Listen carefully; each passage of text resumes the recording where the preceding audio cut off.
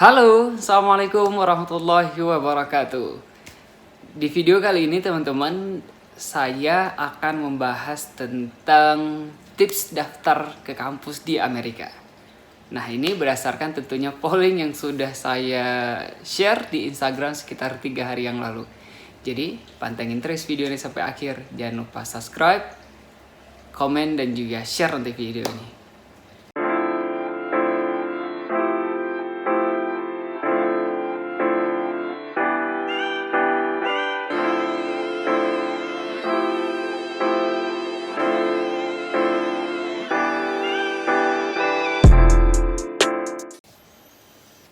Akhirnya ketemu lagi setelah sekian lama saya nggak upload video di YouTube karena beberapa hal memang jadi ada beberapa hal yang harus dikerjakan yang butuh konsentrasi tinggi, konsentrasi besar. But di video kali ini jadi purely akan ngebahas proses aplikasi pendaftaran kampus di Amerika. Ini tentunya bukan hanya keinginan sendiri, melainkan karena banyak banget yang DM di Instagram, yang chat di WhatsApp, yang ngirim pesan di Facebook, atau bahkan yang nodong secara langsung gitu. Kak, gimana sih Kak proses pendaftaran ke kampus yang ada di Amerika? Pendaftaran kampus di Amerika tuh sangat mudah, sangat mudah. Jadi mereka tidak mengharuskan kita untuk ikut tes di sebuah ruangan, duduk di ruangan kemudian mengerjakan soal. So basically tidak, melainkan kita hanya hanya mengirimkan beberapa dokumen yang nantinya akan direview oleh admission office di kampus yang akan kita tuju.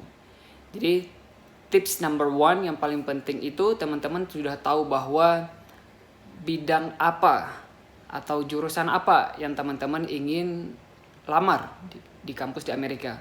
Ketika teman-teman sudah menentukan bahwa saya ingin melanjutkan kuliah saya di bidang A, nah, kemudian baru kita menentukan kampus ataupun kemudian lihat di kampus A.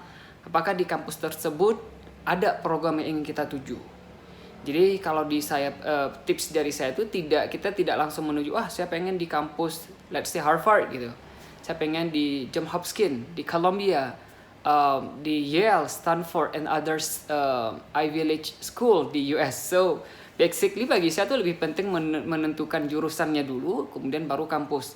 Karena ketika sudah menentukan jurusan, kita mudah untuk mendetermine di mana kampus yang ingin kita tuju, di mana kampus yang sesuai dengan diri kita, lingkungan, akademik dan lain sebagainya.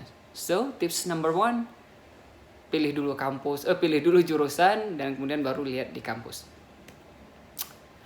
Tips nomor 2, teman-teman, mostly semua kampus di US itu mensyaratkan hal yang sama seperti CV, personal statement, GRE, kemudian ada recommendation letter. Nah, kalau yang untuk S1 biasanya mereka minta tes SAT, mereka minta tes itu juga untuk dilampirkan. Dan biasanya kalau kita bukan penerima beasiswa, teman-teman mau daftaran pribadi, jadi itu ada juga mereka minta rekening koran yang menyatakan bahwa kita ada uang sejumlah sekian ribu dolar di rekening kita. So tips number 2, jadi sesudah tadi teman-teman sudah menentukan di kampus mana yang akan teman-teman ingin daftar, kemudian dokumen kedua yang teman-teman harus siapkan adalah CV. Nah, jadi CV ini teman-teman CV ini tentu berisikan berbagai informasi tentang diri kita, achievement yang sudah kita raih, pengalaman kerja, volunteering activities, dan juga tentunya publikasi jika teman-teman sudah berhasil publikasi, either itu di koran, di majalah, atau bahkan publikasi jurnal. Kalau pengalaman saya kemarin ketika melampirkan CV, kebetulan CV saya lebih daripada 6-7 halaman. So, saya melampirkan CV dengan jumlah halaman 13 halaman. Di situ saya muat pertama di header paling atas saya buat tentang nama, kemudian alamat dan nomor handphone dan juga email yang bisa dihubungi. Kemudian langsung riwayat pendidikan, the latest school yang saya attend. Kemudian saya lampirkan juga informasi terkait dengan achievement apa yang saya raih ketika di S1 itu. Jadi itu kolom paling atas. Kemudian di bawahnya saya attach volunteering activities dan kerja yang sudah saya pernah saya lakoni. Kemudian social activities yang saya pernah involve juga. Kemudian ada achievement yang sudah pernah saya raih, terutama achievement yang relevan. Jadi achievementnya tidak juara 1 lompat goni tingkat kelurahan ataupun tingkat kampung, itu tidak saya cantumkan. Jadi achievement yang kira-kira akan membawa values yang tinggi untuk kita. Seperti kalau saya kemarin mencantumkannya, salah satunya seperti Raja Baca Aceh, kemudian juga mahasiswa berprestasi, ASEAN Indonesian Delegate untuk beberapa program dan lain sebagainya. So saya attach memang poin-poin itu yang kira-kira orang ketika ngelihat prestasi itu akan ngelihat, oh ternyata anak ini mampu loh, dan dia mampu bersaing tidak hanya di tingkat lokal tapi juga di tingkat nasional dan bahkan internasional. So jadi itu prestasi. Kemudian terkait dengan yang paling akhir di bagian paling bawah di CV itu saya buat tentang reference. Jadi ada 3 orang yang saya tuliskan nama, kemudian informasi email, dan juga nomor handphone dari 3 orang tersebut. Ya, in case gitu, kemarin saya mau pikir bahwa untuk mengonfirmasi bahwa data yang saya tulis itu adalah benar, kenapa kemudian saya lampirkan referensi itu di CV. Jadi ada 13 halaman CV yang saya kirim pada saat pendaftaran di US kemarin. Walaupun, nah ini sebenarnya teman-teman lebih penting sesuaikan dengan dengan kampus yang teman-teman apply. So, karena tidak semua kampus mereka akan nerima CV dengan halaman lebih daripada 2. Ada kampus yang kadang hanya menerima CV 2 halaman ataupun resume. Ada kampus yang kadang bisa menerima CV lebih daripada 30 dan lain sebagainya. So, jadi lihat informasi itu di kampus yang teman-teman ingin apply, karena mereka di sana akan nge-state nanti. Jikapun memang teman-teman masih ragu, let's say sudah ke websitenya dan sudah lihat CV, informasi mengenai CV masih ragu, langsung kontak office, admission office-nya, tanya kira-kira CV seperti apa yang mereka inginkan. Apakah CV yang mereka inginkan berupa bullet point atau bahkan deskriptif. So basically ini tergantung dari kampus mana. Dan tips nomor 4 dan nomor 3 nomor 3 adalah personal statement. Jadi saya rasa teman-teman ini merupakan kunci berhasil tidaknya kita masuk ke kampus yang ada di Amerika. Karena di personal statement ini teman-teman harus benar-benar menunjukkan passion teman-teman, cerita yang teman-teman sudah alami selama ini, dan apa yang akan teman-teman lakukan di masa yang akan datang. So, personal statement itu basically terbagi dari 3. So, last experience, kemudian current experience atau current activities, dan juga future gitu. Apa yang akan teman-teman lakukan di masa yang akan datang after graduating from US universities. Nah, yang paling penting di antara 3 struktur ini teman-teman, pembukaan past experience, current experience, dan future experience. Yang paling penting menurut saya pribadi gitu, dan tentunya juga berdasarkan literatur yang saya baca, saya tanya juga ke alumni, dan saya tonton video-video yang lainnya mengatakan bahwa hook ataupun kalimat pembuka di personal statement itu sangat menentukan si admission staffnya akan membaca keseluruhannya atau tidak. Karena seperti yang kita tahu ya, aplikasi yang masuk ke kampus yang ada di Amerika tuh pasti bukan hanya milik kita aja. Pasti ada ribuan gitu, ada puluhan ribu aplikasi yang masuk setiap semesternya. Jadi kalau puluhan ribu, pastinya juga admission office tentu nggak akan ngebaca semua dari A sampai Z. Tentu mereka akan membaca dengan baca cepat gitu. Jadi kalau kita berhasil menarik perhatian si admission office di kalimat pertama, itu akan sangat menentukan cerita kita akan dibaca secara keseluruhan atau tidak. So make sure hook ataupun kalimat pembuka yang akan teman-teman pakai itu menarik perhatian orang untuk membaca keseluruhan cerita teman-teman.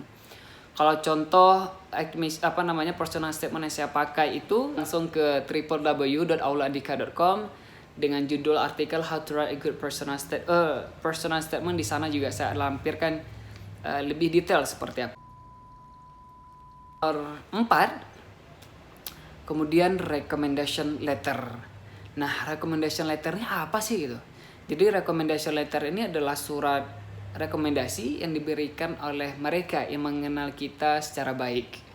Jadi it doesn't mean bahwa ketika kita apply ke universitas di Amerika, rekomendasinya harus dari presiden, harus dari menteri, harus dari deputi kementerian dan sebagainya. No, basically itu informasi yang menurut saya silap.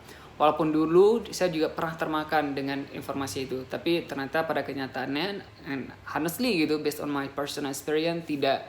Jadi kalau saya kemarin daftar aplikasi, ketika daftar ke Amerika itu, rekomendasi saya itu saya melampirkan 3. Tapi ada kampus juga yang terkadang hanya minta 3-5, ada minta 2. So lagi-lagi ini sangat tergantung dengan universitas apa yang teman-teman daftar. So, baca informasi itu dengan baik di website kampus sehingga teman-teman tidak salah kaprah. Teman-teman tidak salah mengirim atau bahkan tidak lengkap syaratnya yang nantinya akan membuat aplikasi teman-teman di reject. Jadi kalau saya kemarin ada 3. Yang pertama, saya minta rekomendasinya itu dari dosen pembimbing skripsi di Syahkuala karena saya S1-nya di Syahkuala di Unsia, Universitas Syahkuala Banda Aceh. Saya minta rekomendasi dari beliau karena beliau yang bimbing skripsi saya, tahu personality ketika saya mengerjakan research itu seperti apa, dan tentunya juga tahu ya karena pengalaman saya selama kuliah itu seperti apa. Yang kedua saya minta rekomendasi letter itu dari atasan di tempat kerja. Jadi thanks kemarin itu saya minta dari Bang Asnawi atau Bang Raji ya, direktur di Forum Bangun Aceh. Saya minta rekomendasi dari beliau. Dan yang ketiga itu saya minta rekomendasi dari pimpinan pesantren. Jadi saya nulis, walaupun nulis sendiri but it's okay. Saya nulis, dia ada 3 itu, ada 3 dokumen, ya 3 pemberi rekomendasi. Dan mereka ini benar-benar tahu siapa saya. Jadi basically dari A sampai Z mereka tahu. So make sure bahwa orang yang teman-teman minta untuk menulis surat rekomendasi adalah orang yang tahu teman-teman dengan baik. Tidak perlu posisinya tinggi, tapi tidak mengetahui teman-teman dengan baik, ya nantinya juga akan membuat informasi yang bias gitu. Tapi lebih baik posisinya memang ya biasa-biasa saja, tapi mampu untuk mendeskripsikan teman-teman dengan baik, lugas, detail, dan tentunya menarik. Jadi seperti itu. Dan dokumen lainnya yang perlu teman-teman siapkan adalah GRE. Jadi ini Graduate Record Examinations. Nah dulu saya persiapkan GRE ini lumayan cepet sih. Memang intensif kita di beasiswa USAID itu untuk GRE itu hanya 2 minggu dan kemudian kita langsung tes, walaupun memang ya seperti itulah. Tapi GRE itu ada 3 sesi. Yang pertama sesi untuk di analisis, yang kedua di math, yang ketiga di writing. Analisis ini maksudnya verbal ya. So GRE ini sangat penting, tapi lagi-lagi tidak semua kampus mensyaratkan GRE. Jadi make sure bahwa teman-teman tahu dengan pasti informasi dan dokumen-dokumen apa yang kampus miliki dan kampus inginkan dari kita. Kemudian yang terakhir, yang ini yang lumayan penting juga, ya ini adalah TOEFL ataupun sertifikat kemampuan berbahasa Inggris. Itu bisa TOEFL, bisa IELTS, bisa PTA dan lain sebagainya. Kalau saya kemarin kebetulan saya menggunakan TOEFL IBT yang lagi-lagi lesnya itu disediakan oleh USAID. Thank you USAID. Itu teman-teman juga nanti untuk mengukur sejauh mana kemampuan berbahasa teman-teman, either itu listening, reading, writing, and speaking. Karena ya ketika kita belajar di Amerika, tentu bahasa pengantar yang akan digunakan bukan bahasa Indonesia, bukan bahasa Aceh, bukan bahasa Jawa, bukan bahasa Papua. So basically international language ya bahasa Inggris gitu ya. Jadi makanya si admissionnya ataupun si kampusnya pengen ngeliat sebenarnya kemampuan berbahasa kita seperti apa, sehingga nanti kita mulai perkuliahan akan lebih membantu dan sangat membantu kita in many ways. Dan TOEFL ITP yang TOEFL yang harganya 500 itu sebenarnya bisa digunakan atau tidak. Nah, to be honest, untuk pertanyaan itu saya nggak tahu, karena di kampus saya kemarin mereka hanya minta 2 untuk menunjukkan kemampuan bahasa Inggris. Yang pertama itu TOEFL IBT yang ada 4 skill itu ya, listening, speaking, reading, dan writing, yang tesnya juga dengan komputer. Yang kedua itu mereka mintanya atau selain IBT atau IELTS. Jadi hanya dua tes ini yang mereka recognize gitu. Adapun TOEFL yang harga 500.000 itu mereka tidak menerima itu. Atau juga selain kemampuan berbahasa itu bisa juga teman-teman buktikan dengan bahwa teman-teman lahir dari orang tua yang ngomong bahasa Inggris, tinggal di negara dengan bahasa pengantar pertama itu bahasa Inggris.